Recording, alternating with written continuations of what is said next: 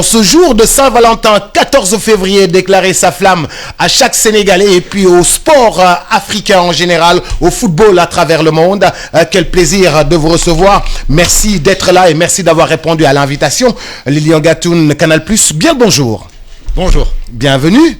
Merci de m'accueillir. Merci beaucoup. Vous avez l'habitude de venir à Dakar, au Sénégal, c'est pas grave. Vous avez l'habitude de venir à Dakar, au Sénégal? Alors non, c'est une première. C'est ma première visite ici. Pourtant, j'ai quand même beaucoup d'amis sénégalais qui n'arrêtent pas de me proposer de venir, mais non, c'est la première visite au Sénégal. Alors, vous avez une histoire particulière avec l'Afrique. Racontez-nous un peu, c'est quoi votre histoire avec l'Afrique? J'ai grandi en Afrique parce qu'en fait j'ai commencé à marcher à Grand Bassam en Côte d'Ivoire. Voilà, mon papa était consul, donc j'ai grandi, j'ai fait pas mal de pays. Et puis après voilà, ça a été un lien. À 13 ans, j'étais en centre de préformation à Montpellier de football où mon entraîneur était un ancien international ivoirien, Mama Ouattara. Et en fait j'ai toujours eu ce lien-là effectivement avec le continent africain, donc voilà, je me sens un peu du continent. En tout cas, ça résonne en moi. Ça résonne en vous. Alors, vous savez, est-ce que vous savez un peu combien les Sénégalais vous portent dans votre cœur? Vous en avez entendu parler un peu? Oui, alors j'ai cru qu'effectivement, remarquer après la finale de la Coupe d'Afrique des Nations que voilà, effectivement au Sénégal il y avait un petit mouvement parce que voilà, c'est en fait c'est une sorte de gratification, c'est très touchant pour nous journalistes sportifs de se dire que on a réussi par nos mots, par notre travail à toucher le cœur des gens, et ça c'est quelque chose qui moi voilà me fait vibrer parce que on est là pour donner des émotions, faire vivre de la passion effectivement du football, et quand on la partage, quand on arrive à toucher le cœur des gens et qu'ils nous le rendent comme ça, comme ici à Dakar, c'est un pur bonheur. Alors comment est-ce que vous êtes arrivé à Canal+, et puis comment est-ce que vous êtes arrivé véritablement à devenir un reporter sportif? Là on raconte c'est les histoires de l'ancien. Oui, dites-moi.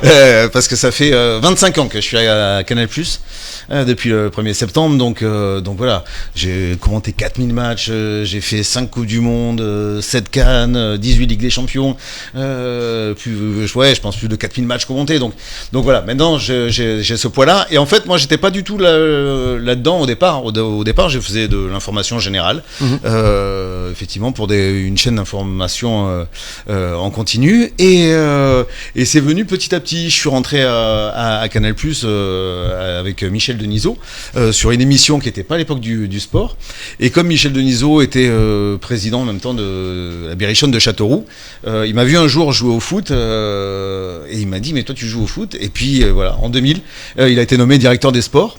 Et il m'a dit, est-ce que tu veux venir avec moi? Je lui ai dit, quand même, à l'époque, en 2000, la rédaction des sports de Canal+, c'était un peu le Real Madrid donc j'ai dit, oui, ça se refuse pas. Et il me dit, ça tombe bien parce que tu vois Thierry Gilardi.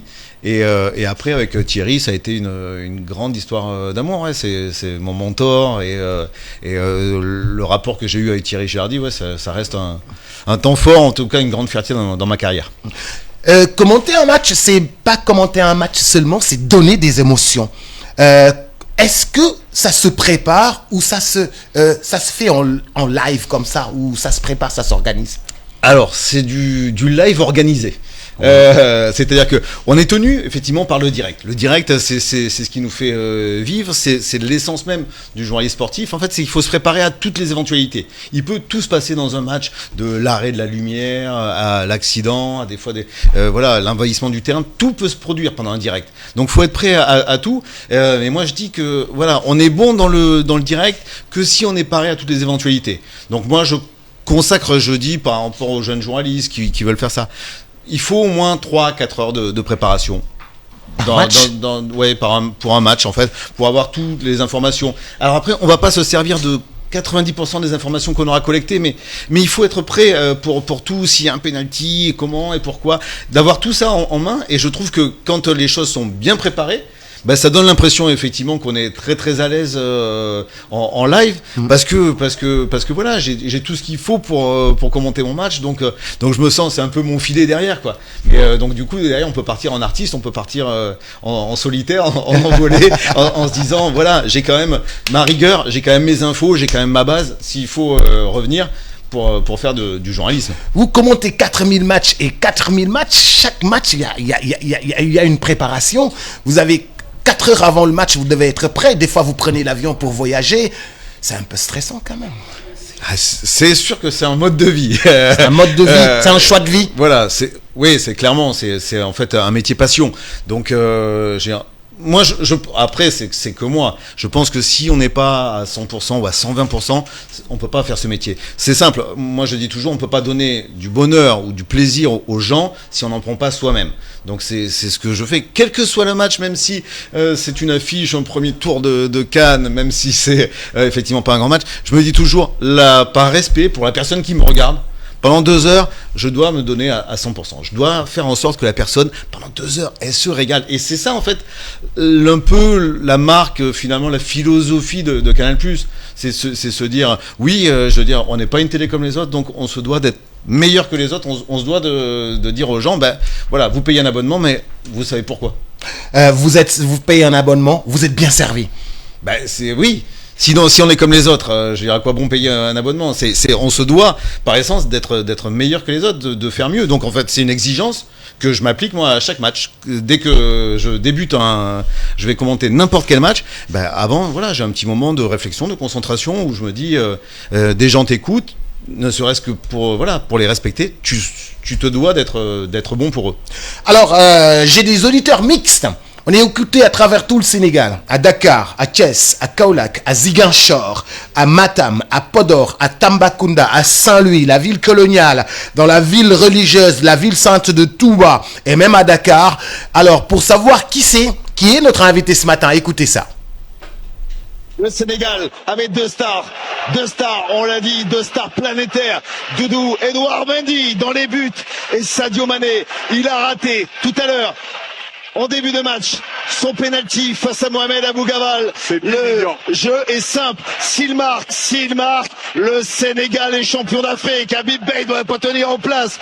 Il le voit, il le regarde, et il prie sans doute, comme tous les Sénégalais qui regardent ce ballon au bout des pieds de Sadio Mané, malheureux tout à l'heure dans l'exercice.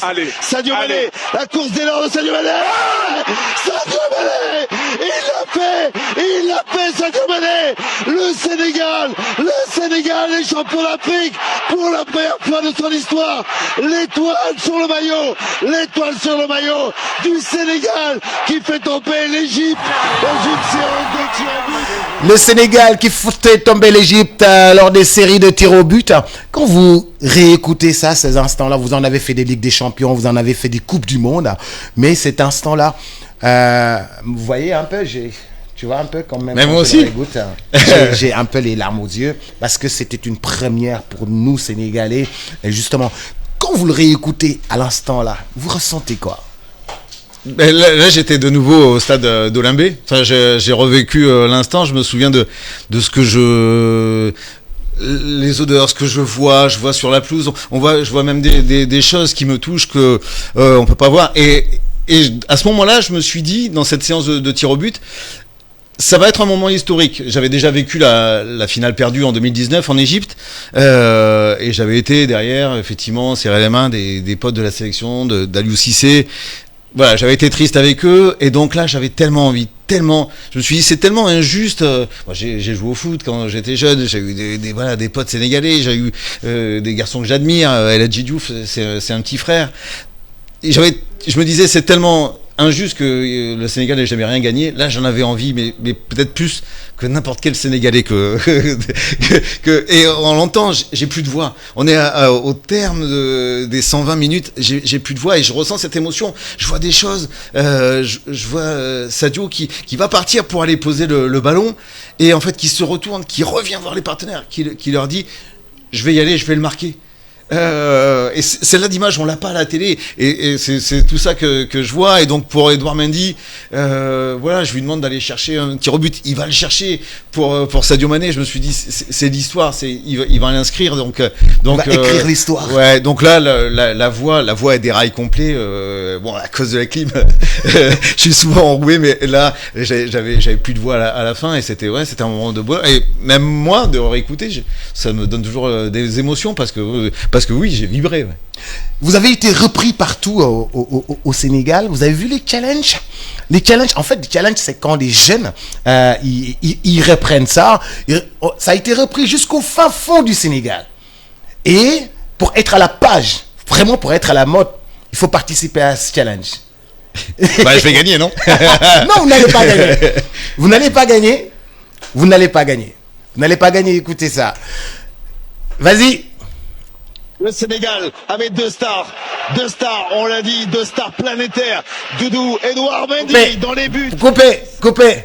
Vous n'allez pas gagner. Le Sénégal. Alors tout de suite, l'équipe nationale du Sénégal qui est actuellement en finale. Attention, le Sénégal avec deux stars planétaires, Edouard Mendy, deux stars planétaires. Attention, Sadio Mané, est-ce qu'il va le faire? Sadio Mané, il se dirige vers les buts et il pose le ballon. Sadio Mané, attention, il va le faire. Et il y a l'autre qui dit, allez, Sadio Mané, il va le faire. Sadio Mané, il l'a fait. Le Sénégal, champion d'Afrique, le Sénégal, avec bien sûr l'étoile sur le maillot. Ah, c'est bon ça. Prochain match des Lions, faut qu'on rentre ensemble. Je pense qu'on va faire un duo qui cartonne. Et vous avez été repris par les jeunes et tout le monde voulait le faire, et puis diffuser ça sur sa page Facebook, sur les réseaux sociaux. Vous en avez eu des échos? Oui, j'ai vu effectivement sur les réseaux sociaux beaucoup de choses. Ça, bien sûr que ça me touche, mais voilà, c'est après je dis toujours d'être repris comme ça, qu'on imite, parce que ce commentaire-là, ça reste un moment historique pour une génération. Tout le monde se souvient où il était pendant cette séance de tir au but, et qu'il y avait un drame, il y avait une tension, c'est monté petit à petit au fil des tirs au but. Quand Edouard Mendy il arrête le troisième, voilà, c'est un scénario. Même les scénaristes américains, ils écrivent pas des blockbusters avec une telle histoire. C'est un truc de dingue. Donc on est dans cette émotion-là. Donc c'est génial d'avoir été repris. Maintenant, je dis tout le temps à tout le monde, surtout, et notamment ceux qui veulent être des jeunes journalistes sportifs, n'imitez personne. N'essayez pas d'être. Soyez vous-même. N'essayez pas d'être moi. Je suis déjà pris. Mais trouvez votre singularité, trouvez justement ce qui va vous différencier des autres, faites les choses avec 120% de passion, et voilà, soyez vous, et donnez-vous toujours à fond. Après, justement, nous continuons le Sénégal, on l'a vu avancer avec la Coupe d'Afrique des Nations. Les jeunes viennent de remporter encore la CHAN, que nous avons vécu encore sur